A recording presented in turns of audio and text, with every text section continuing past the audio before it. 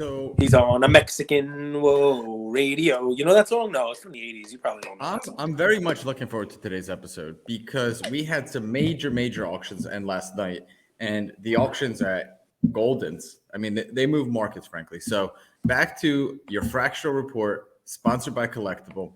And I want to start. So the market this week has been a little bit down. I'll be upfront with Collectable. So I wanted to go very niche to start off, and then maybe kind of piece things together and, end with this is what I might see in the next month, 2 months, 3 months. Okay. But I wanted to start niche because I think there are some parallels, some lessons here. So a card that ended maybe surprisingly higher than some people would have thought is a PMG PSA 5 Steve Nash card, right? So some people are asking, why that price? We know Steve Nash is a Hall of Famer. He's a great player. Why that price for a PSA 5, right? Today we're kind of junkies with the PSA 10s and 9s. And you explained that's a pop 10 card, right? So people have to kind of fight over getting it. And it's when the market has kind of dried up, or maybe not dried up, but we don't see the volatility in the sports card space like we did last year. There's not as much retail investing. These higher end cards continue to set record highs. And the card I immediately looked at on the Collectible marketplace is the Tim Duncan PMG. That's also green. That's a BGS 8. But here's the issue. Here's the interesting part, right? Like Duncan, better resume, better career, better numbers, but less cardboard relevant, right? So it's kind of interesting. I'm wondering where that comp and how Nash relates to Duncan. Well, the Nash is one and change, right? What's the Duncan now? Nash is 120. Duncan is 289. Yeah, I mean, listen, it's tough to compare those guys. Duncan had an amazing career. Nash is still relevant. Duncan is a nicer card, even though there's only 10 of each. Obviously, they're there. But yeah, I mean, if anything, if a 5 Nash sells for that, it basically says that the comp on the Duncan is not crazy. It's not crazy. I mean, it's definitely reasonable. It's not. I mean, is it? I don't know. Listen, the fun part about those kind of cards are what we talk about. They're exactly what this platform is made for. But there is price discovery, right? I mean, who knows when the next Duncan's going to sell? I actually have a card that we could talk about with that later on. The same kind of thing. I love it. I love that Golden's there. I love that we have these recent things. And listen, it's a new year. The last episode we gave you guys, we apologize to anybody who was trying to get that, before the opening bell. We've done, 6 months of episodes so far, and every single one of them was available for you guys before the opening bell, except for that one. So I think what we're going to do now, just to make sure you guys know we are for the next 6 months, we'll always be there for you for the opening bell. We'll do sort of like a rebrand, We'll call this episode going forward Collectibles Fractional Report before the opening bell. Just nice title, Collectibles Fractional Report before the opening bell. So that I like the sound of it. Before the opening bell. I mean, whoever thought of that, genius. So we're going to throw that one out there. Just make sure you guys know we're recording this, on a late Sunday night, especially with NFL games. We want to get in as many games as we can. 2 overtime games. 2 overtime playoff clinching games. And I got to tell you, Big Ben, man, you got to give the guy some love. I mean, listen, to anybody who has carried over, maybe for just a fractional guy, if you don't listen to our regular show, earlier this week, I give Ben as a play. And anyone holding Ben cards, I was not factoring in that relevant. Yeah, I'm not factoring in him going to the playoffs this year. I was factoring in that was his swan song last week, and one day he could be valuable. Now, unless and guys, when you're listening to this, who knows what would have happened? But I also earlier on talked about early in the week that the Raiders and Chargers could have a scenario where if they go into the game and tie, they both make the playoffs, which it's here. But they're not going to do it, I'm sure. They're not going to be taking knees all day. I mean, it's pretty crazy how that happened. Remember, I was like, the Colts would have to lose to the Jags. The Steelers would have to win. All these things have to happen. You're like, that's not happening. Colts are not losing to the Jags. It happened. And here's the best part. Who's today's biggest loser? The Detroit Lions. Because even though the Jags found a way to win against the Colts as 17-point underdogs or whatever the heck it was, Detroit won too. So Detroit doesn't get the first pick again. The Jags, even with winning, maintain the first pick. It's crazy. It's crazy, the NFL. But I'm excited for the playoffs. I'm excited to talk about these, the recent sales and how those are comps and what we have going on. So I mean, listen, you have preached on our multiple different shows, from NFTs to sports cards. You've preached about a little of optimism, right? Does the Cautious space optimism. does the space in cards give you that same sort of cautious optimism, or are we now seeing that what can make you in fractional can also break you in fractional, and those low pop ones, when the going is good and you see those numbers go straight up in the air, fractional is also going to be those ones that have the cards that are a 10, they're a 5, there's not that many of them out there, and if that person you're investing in doesn't happen to do well, a la Josh Allen, who, by the way, maybe that turns around because he's now in the playoffs. They clinched the division with New England losing. But the Josh Allen Prism Gold, I apologize to anybody who doesn't listen to our show and didn't see it coming this week. But last week we talked about it. It was down 28%. I said that it was probably still high because he's not a Pro Bowler. He's probably not going to win the Super Bowl. He's probably not going to be in the AFC Championship. You don't think of him as a favorite to go on. And he looks good. He's a running back who could throw the ball every now and again. But after we talked about it last week, down 28%, it went down another 28%. So, when you have those cards that don't come up for sale that often and they kind of run, when the players, we've talked about this many times on this show and our other show, the AFC quarterback spot is going to be an interesting carousel for the next couple of years. We can go down those names. Patrick Mahomes seems to always find a way to be at the top. It could reward collectors though, Kate, in the sense that if you're a collector, right? Let's say hypothetically your strategy isn't to, 1 year, 2 year day trade Josh Allen or any of these AFC quarterbacks. And you just believe that these next 4 or 5 guys are kind of the Drew Brees, Peyton Manning, Tom Brady, that class. And you just take the exact same size bet on each one of them. I'm not sure it would matter. You know what I'm saying? We're talking about season over time, not over season, time. season over time. Yeah, 100%. Because you have Burrow, Herbert, Josh Allen. Who am I missing? Who else would you throw into there? Tua? Mahomes, Herbert, Allen, Lamar Jackson, who's an MVP in that. Who knows? He didn't have a good year this year, but that might be a time, if you're a believer in Lamar and his athletic ability, to buy him low. Just like Joe Burrow getting injured last year might have been an opportunity for you to buy him low, and now he's won the division and is in the playoffs. So I get what you're saying, and it makes a lot of sense. Mac Jones. I'm not sure. Mac Jones is a good man. Collectable has that basket, right? But the issue with that basket is you can't sell off pieces when things don't go right. You're in the whole basket. You could, using fractional, what's kind of cool is you could create your own basket. Yep. That's true. I'm not a believer in Josh Allen, but honestly, that's a gorgeous card. And after, what is it, down 40% in the last 2 weeks? Well, 24 and then 28 and then another 28. So, it's down. It's lost a lot of its value, that Josh Allen. It might be a dip by opportunity. The thing is, they don't look impressive. That's the issue. They don't look impressive. You could talk about, they don't, and he doesn't either. He looks like a running back. When they need to do something, he scrambles, his guys aren't open, and he runs. He did it today against the Jets. And they covered, I think, by half a point against the Jets, but it was last minute garbage by the Jets that instead of being a backdoor cover, horrible play by the Jets. Actually, it was a 3-point game that made it a 10-point game, then a 17-point game in the last couple of minutes. It went the other way for bettors. But interesting stuff, man. I like your analysis of that. I really do. So which way do you want to go with this? You want to run down kind of some stats? You want to talk about some segments of the market? You want to talk about cards specifically? Because I'm excited for this week. When we have a lot of comps like that, a lot of action during the week, and stuff kind of kicks it up after the holiday week, there's a lot to talk about this week. Did any comps stick out from last night? Yes. Many. So we can talk about those comps. So here's the fun, right, guys? So let's start with this, right? The market overall, you want to go through a market overall kind of stuff? You want to go through kind of a summary on it? What the story is and what there? Because, please, shoot.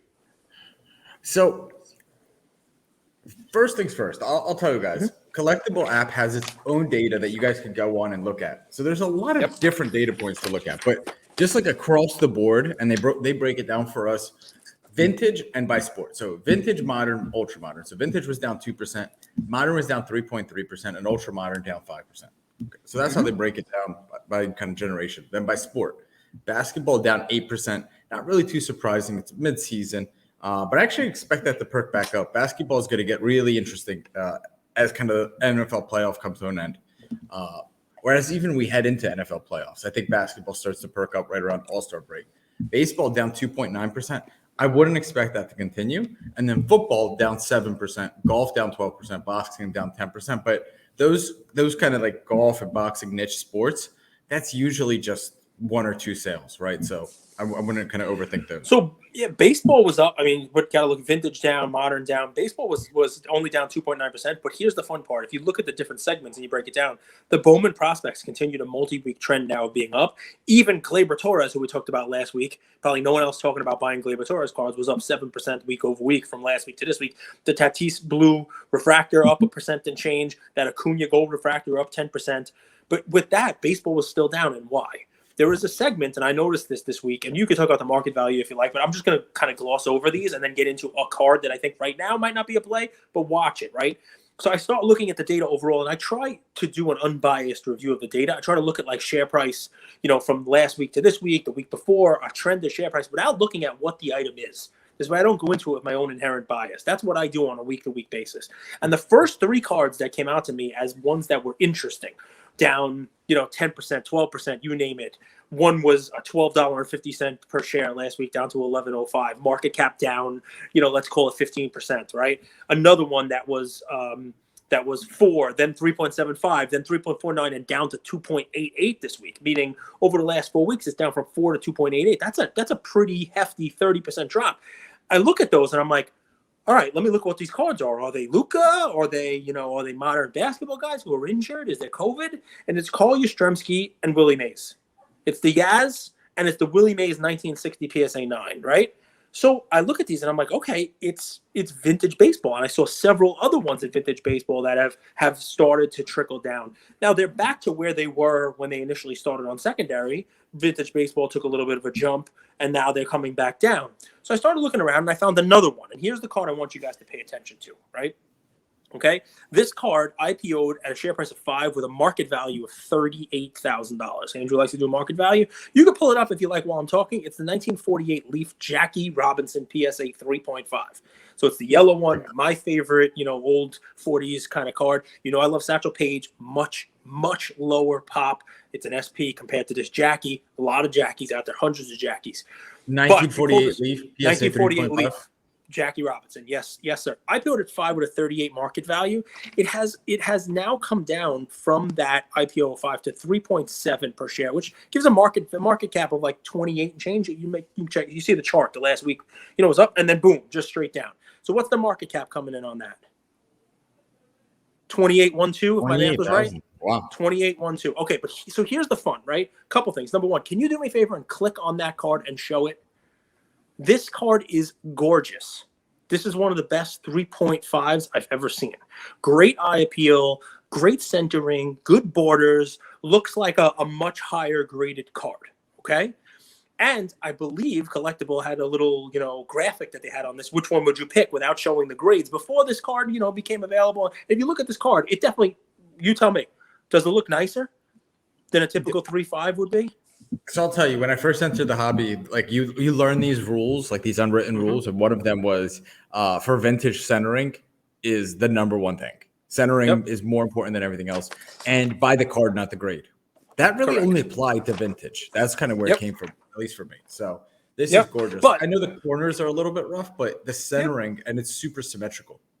It definitely looks better than a 3.5. But here's the thing: as I dug deeper, okay, I noticed that a PSA 3 sold on January 7th for $12,000, right? A 3.5 sold in November for $16,600, and a 4 last sold for $22,000.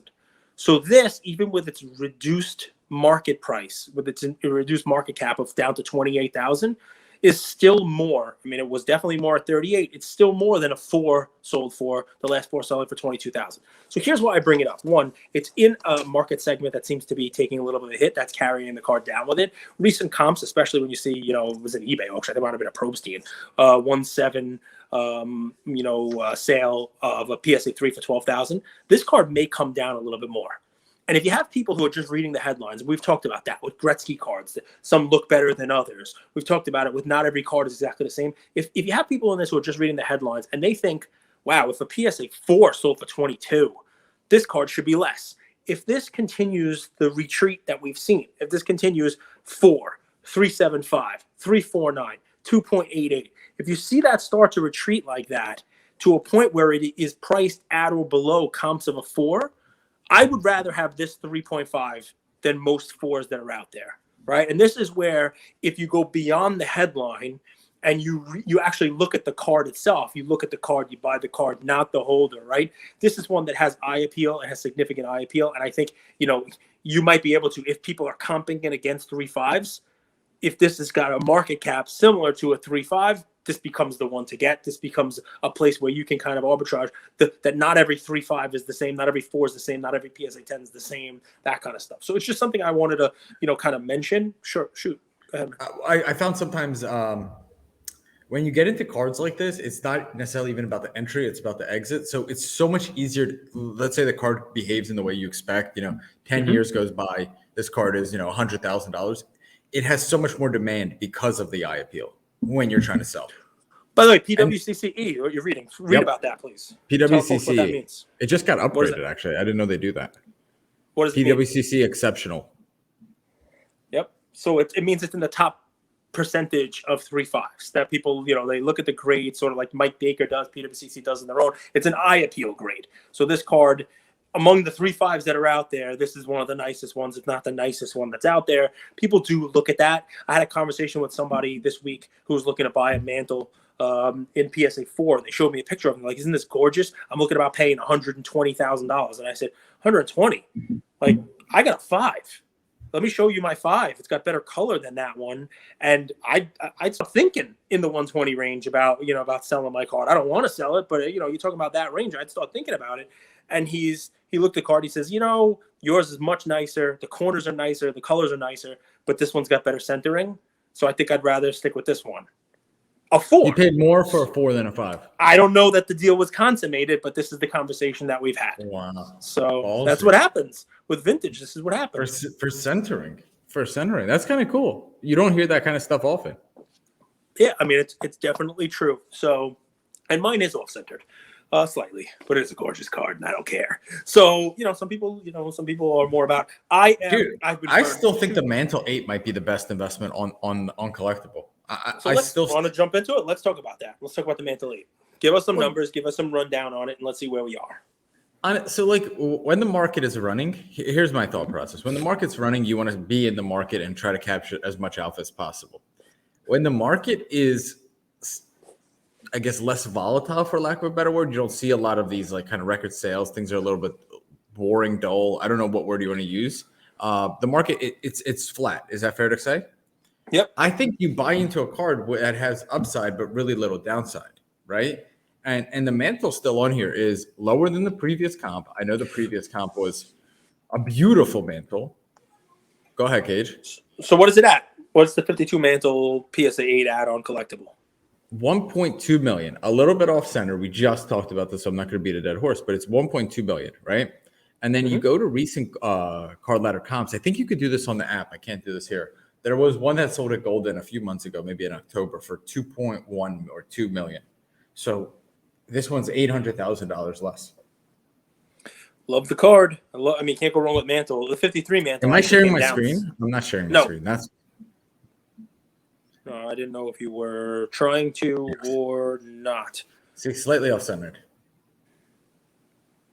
Yeah, but a beautiful card. The coloring. That's what I like about this card. I've had some Mantles that you can see they're faded. That's the way a Mantle's supposed to look. And I understand the centering is not that. That centering is sort of the way mine is centered, actually. Right to left like that. A little more bottom to top. But real clear registration. This one has significantly better corners than mine. Mm-hmm. I mean, that's just a beauty. That you could pull significantly worse cards out of packs, in 1952 than what that looks like. So that's a really nice card. So that's because, Cage, sometimes there is no patterns to spot, right? I don't know. Sometimes there is nothing there. I know memorabilia is up, then it's down, it's up, then it's down. I don't know. Listen, I'm with you 100%. 100%. How about we spend 5 minutes? I got other things to jump into. I want to jump into basketball a little bit with you, but I want you to give me your thoughts on Zion. Some of the cards on Collectable about Zion. This is so good. You knew I wanted to talk about Zion? No, we don't prepare for this, man. We got to keep it as fresh as we can, you know. So a little birdie, right? As we do this show, more and more people want to tell us secrets. Not sure why, because they have a big mouth. But this isn't really a secret. You can spill it. I wouldn't say this is a secret, but like it's something that we kind of all realize. So I've heard that Zion is doing his rehab in Portland, where he has his Jordan brand deal and all that stuff. Really? I heard he's doing his rehab at IHOP. No? Chuck's advice, if it tastes good, spit it out. That's not sustainable, Chuck. It hasn't even worked for you. Yeah, I mean, listen, I'm a fat guy, so I can't really fun of Zion too much. This is what it is. A lot of people don't realize like everyone copes with pressure differently, and like fat guys cope with pressure by eating. That is like kind of how we deal with shit. So Zion, man, like imagine I got 20 wings ready for the Raider game tonight. Like you go from my Raiders. We have no wing delivery here, but we have good food. You go from being like the man at Duke, right, to kind of going to New Orleans, where I don't know, not the most fun for a 20-year-old kid to be, right? Not hating on New Orleans, but it's not really for that. You think it's a fun city? I've never been. I've heard good things. Especially if you like beats. I've heard he doesn't love it there. But you're meant to be the number one guy, right? You come in and you're injured. It's a lot of pressure. So, dude, getting out, getting a new change of scenery. So I heard he's doing rehab in Portland, but I don't think he'll play this year. I think they're just like, get your mind right. Because I think this is more of a mental injury than it is a physical injury. So it's the Embiid factor. And then the question comes, will he become cardboard relevant? And it'll be interesting to see, will there be a run-up before next season where you see, maybe Zion healthy and dunking and all that stuff. But I think for the next 6 months, it's not an investment I would want to hold. It kind of feels a little bit like dead money. And they're not. Do you think he's going to play this year? That's the first question I have for you. Because the pricing seems to indicate that there's at least a fear that he's not. And we talk about on Collectable there. Zion Blue Prism BGS 10, which is an amazing card, a BGS 10 blue, down almost 15% this week. His stars and stripes. Lower. Okay. All right. I don't think it's fully priced in. I don't think it's fully priced in that he's not playing. Well, I don't think it's fully priced in either. I think that if he doesn't play and that's official and that's an announcement, I think, part of what's propping them up a little bit is that people are still hoping that, they can turn around if he does play. And those people might lose hope if he doesn't play the whole year. Why do you think? We're not even halfway through. So I've seen this a few times. I saw this with Kawhi as well. There's no reason to make an announcement someone's not going to play. Like, you could always make that announcement, but it doesn't benefit you. It doesn't benefit the player, and it gets the fans to sort of turn on. Instead, you just say he's out indefinitely. He's rehabbing his injury, and you don't really talk about it. Because when you're going through this injury and you have all the pressure of the city, you don't also want the spotlight of he's coming back. He has to come back by a certain date. It's unnecessary added pressure. So I think they're just going to let it run out and run its course. And then they're just kind of push the, what is it? Kind of push the flag down the road. Right. Kick the can. Because there's no reason to bring him back. And there's no reason to set a date like, hey, he's going to be back by this time. It's unnecessary pressure on a young kid. That's how I see it. And we've seen it play out. And Embiid just did it. Ben Simmons just did it. Kawhi just did it. Ben Simmons is still not back. I don't want to talk about it. Ben Simmons is your guy. Cage, remember Kawhi was rehabbing his thigh when he went from the Spurs to the Raptors? And it was like, when is he coming back? When's he coming back? And the team would never let you know. So I think it's one of those. Sticking with basketball, talk to me about your guy Kobe. There might not be anyone in the world who loves Kobe as much as you love Kobe. Kobe memorabilia dropping consistently, not huge drops. I followed the family on IG. They were snowboarding this weekend. Fun fact. All right, so you're a fan. Rookie sneakers down 2.5% this week after 1.5 and 4. The final season sneakers down 13 this week after 2.5 and 3.5 and 2 and 5. The Kobe First White number 24 jersey was down 18%, 17% this week after being down almost 25% the week before. What is it? What's driving that? What's going on there? So Kobe has significant cultural relevance. He has cardboard relevant, but my issue with Kobe stuff, I guess, is there's no shortage of Kobe signed cards, Kobe rookie cards, Kobe inserts, Kobe rare parallels, Kobe memorabilia, Kobe game worn stuff. Kobe grew up during the era that like he still has that old like kind of vintage, like he has the old Topps card, but he was first Topps Chrome, so he had all those shiny cards, and he grew up during an era where we kept everything. You know what I mean? So like all of his game used stuff, like you see, like if you look at the supply of all his game used stuff versus Jordan's, it's not even close. He has way more. So it's actually a pretty funny thing that you're saying there, right? When he played, and even after he was done playing, and with his deal with Panini, he was there for the first Topps Chrome because that was his rookie year in '96. So there's a lot of Topps stuff with him, right? Then he was there for all of the Upper Deck stuff that came in the early 2000s. High end with Exquisite to low end to everything that ran the gamut. And he was still there when Panini took over in 09 through 12. We had all that fun stuff, and he became a huge signer and game use contributor for for Panini. I remember while he was still alive, and obviously that you take that into account. But I remember opening blasters of Prism, and you get one relic card in every blaster. You get a Kobe in that, and you're like, I don't even know if that pays for the blaster. It was like $20 card, or it wasn't even. It's not that much more now, just because you got them. I mean, Ian and I opened a Donruss box and got a Kobe, game used little purple swatch. He was in there, a lot of it. So I understand what you're saying, but does that really carry over to this rare stuff? This final season sneakers.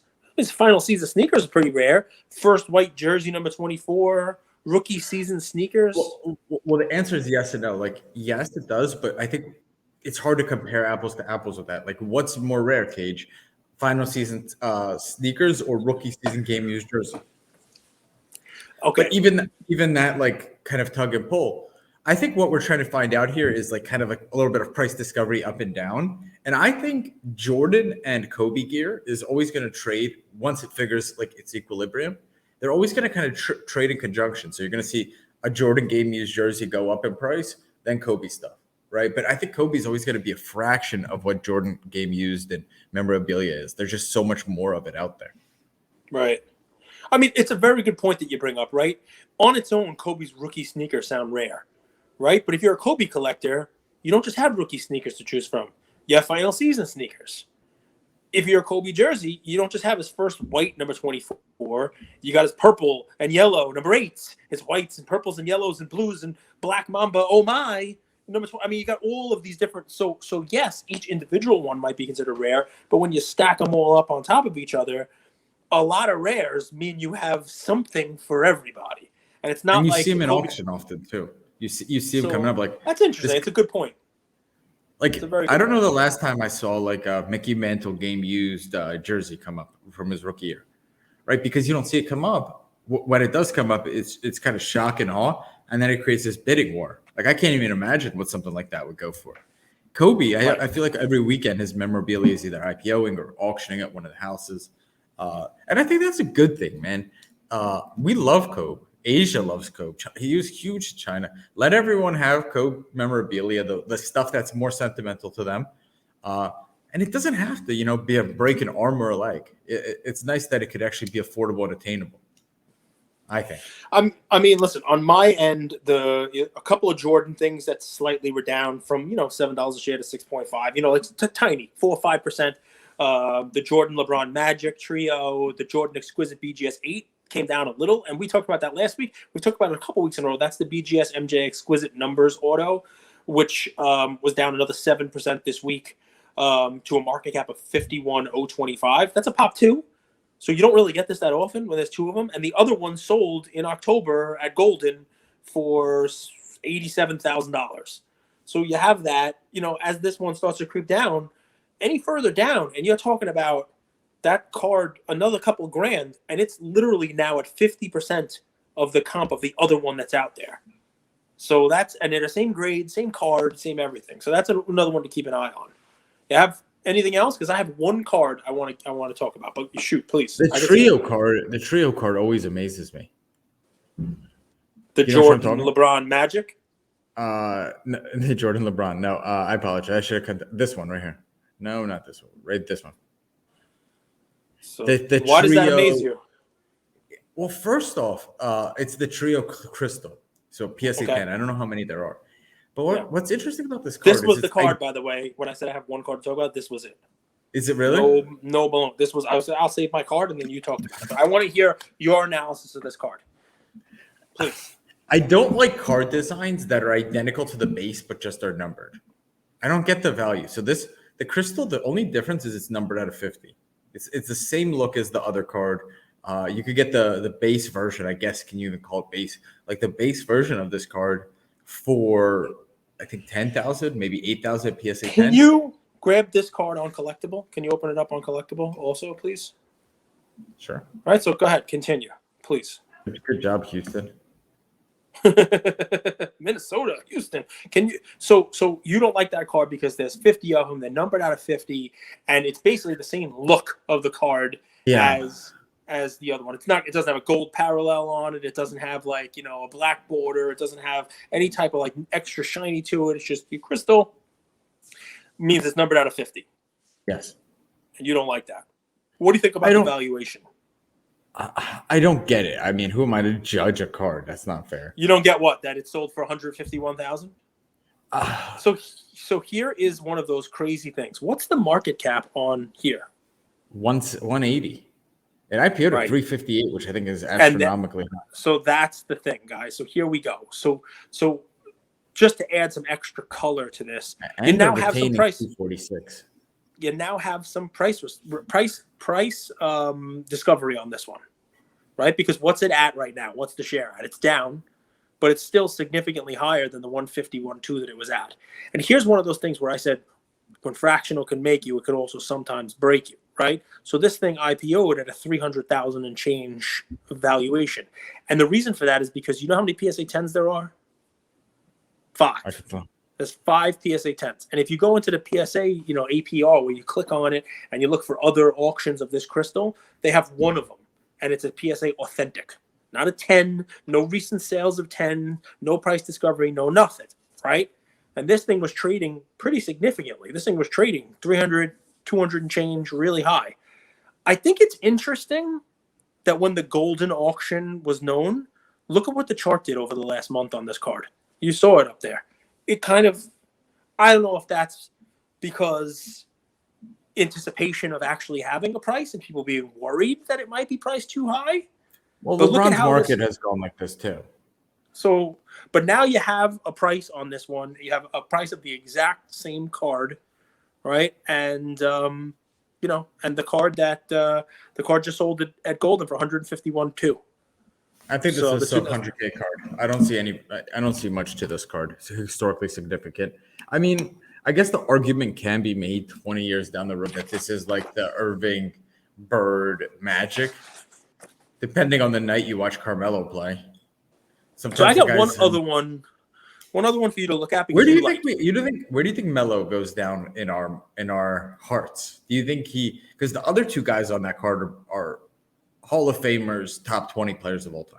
It's funny, coming into the year, we were hoping for the Lakers to win a championship because then you have a real significance to that card, right? You have LeBron winning with Wade, you have LeBron winning with Carmelo, you have all these guys top of that draft class going out there and winning championships, and the ties that bind to all of them, right? It would be an interesting thing. It would be pretty cool, I'm curious. It still may. Cage, like if that happens, like LeBron's cards go pretty crazy, but that card becomes instantly historically more significant. Well, yes, it does. I think there's a LeBron-LaMelo duel on Collectable too. I know it's not the same. You got Wade already on there, but I'm just telling you. I think there's the LeBron and LaMelo. That's a funny. Not LeBron Carmelo. Okay. I think there's a LeBron Carmelo duel. LaMelo actually looks pretty damn good. I used to say, hey, there's only one Melo and it's Carmelo, but if LaMelo keeps doing what he's doing, wins something every now and again, and Carmelo doesn't. I'll pull it up. I love these logo, man. I love the old school logo, man. With the thread. I like the threaded ones, like with the That's material. A cool card if they happen to win, right? I mean, I know that one with Wade, nice but that one becomes pretty awesome too if the Lakers surface. happen. You never see that on patch cards. 10 surface is almost impossible on a patch card. Can you pull up one that I think you might be interested in? I know I don't buy, but I know sometimes you get interested. Can you pull up the Mike Tyson basket? Who? Mike Tyson? Mike Tyson. Yeah, the Mike Tyson basket. with Mike the two Tyson. BGS 9s. Mike Tyson. You remember you gave him as a play? Yeah, I like Look the at guy. what happened. Look at what happened last week. Apparently, he used to knock people out. So this thing basically lost half of its value last week. And I don't know what Mike Tyson did. I mean, I don't think he got into a fight. I don't think he 22K. is. And that's for two of them. This is a basket of two BGS 9s. Okay. So this is one where the IPO was at 10, which was, $56,500 market cap. I'm trying to stick with you on that one. It was 82% of that in the 40s last week. And now we're at 22. It's $4.05 a share. We're at 22 and change on the market cap. This is something that's now down, 60% or so from the IPO of it. And you get two of them. I know you're a Tyson guy, but to have a drop from it's 50%, went from 825 to 405, to lose 50%, to go from a 45,000 market value to a 22,000 market value. Normally I would expect to see some headlines about Mike Tyson, some comps that were out there that sold for significantly lower, something like that. And I don't see it. So that's one I want to keep an eye on, right? Because, why did that drop? What do you think? I think someone wanted to get out of it. And I think it's hard when there's not a lot of bids in an illiquid marketplace, right? So I think someone just wanted to get out of it and get their money out. So is that a potential buying opportunity if you're a Tyson believer? I think so, man. I got to tell you, man, Tyson is very culturally relevant. He's actually, he went from, was he a heel? Do you in his career, would you consider him a heel? No, I mean, listen, he was never really approachable early on. Everybody knew he was going to be great. Then the Don King stuff was an interesting turn. He was definitely always a character. And then it got to a point where people didn't think he was going to lose. I don't want to say people would cheer for him to lose. The whole Holyfield thing, that really turned it. That really turned the legacy, because you were like, all right, he can come back. Listen, he went to prison, I would say he's the bad guy. He's not the bad guy now. People love him. And what's interesting is we did that Charizard MJ post, right? Who would you rather have? What card would you rather have? And the big topic was Michael Jordan will be remembered forever. Charizard will be forgotten, type of thing. That kind of sentiment. I don't think we ever forget Mike Tyson, Cage. Sure. I think his legacy only continues to grow. Actually, he to me is maybe sort of the mantle of this kind of think about if there was like Logan Paul, social media influencer. Imagine that with Tyson. He created this individual persona of getting a lot of viewership, a lot of eyeballs, and he continues to do that. I think his legend only grows. I really do believe that. I agree. All right, so two cards I want to go over. That was a drop. So let's talk about two comps. One's easy. I'll take care of it, and then I'm going to drop the other one off for you because he's your favorite player in the world and never say a bad thing about him. I'm excited for you. So I'm excited Michael Jordan. You. Before we wrap, shoot, dude, your Raiders might make the playoffs. They might make the playoffs. We'll see. I don't have much faith. But Michael you Jordan, tell me we have to celebrate our wins. I think you guys have been terrible. That's not my win. It's not my win. But yeah, they've been bad for a while. I hope they lose. I hope they get blown out. They're not, even if they get it, they're not going anywhere. I'd rather have a better draft pick. But so they'll waste that anyway. It doesn't matter. They're the worst drafting team in the history of the NFL. So when we're done, I'm gonna watch it, and I'll definitely be cheering for him, and I appreciate that. The Jordan on Collectables, 340 and change. We've been looking at that, and it was slightly higher than recent comps. The Golden auction sold for 360, including Briar's premium, which means the collectible one is right on target, if not a little bit low. I will add in that the one on Golden was a very nice Jordan. Remember, when there's 300 of them, PSA 10s, 3 and change, there are going to be differences between what they look like. We talk about buy the card, not the holder. This one was a very well-centered Jordan. I'm sure that possibly added to the premium of it, maybe not. But that said, comp in line. And what I'd like you to talk about, if you don't mind, is the LeBron Exquisite that's on Collectable compared to the LeBron Exquisite that sold last night. I think the one that sold last night was a PSA 8.5. So yep, with a 10 auto though, Cage. With a 10 auto. You know what's interesting? When I came into the hobby, I was told like PSA autos don't matter. That's the place you send your autos if Beckett won't get you a 10. That's what I was told. Remember the unwritten rules or whatever? Mm-hmm. I know those change. I mean, it is a very nice auto, but 1.5 mil. Is that a new record? No? Maybe for this grade, it's not a record. I mean, that card is sold for a lot of money. Remember, number 23 of 99 sold for a lot more. There was one that sold for 2 and change. Was that a 9 So- that sold for 2 and change? Yeah, so and it might have been a BGS. I'd have to go back and look at them. But this one is a PSA 8.5 with a 10 auto. The one on Collectable is, let's pull that one up next. I also don't love the patch on this one. No, I've seen much. You don't like it's you okay. don't like the tan patch. No, but there you go. This This is is three BGS color. 8.5, and that's 3 colors. So you could say the patch on Collectable is a little nicer. It's BGS 8.5 as opposed to PSA. What's the auto grade is also a 10 and Beckett 10. Who knows whether or not this is one to potentially cross, but what's the market cap on the LeBron presently here? 1.8, 1.89, 1.18. 1.18. Yep.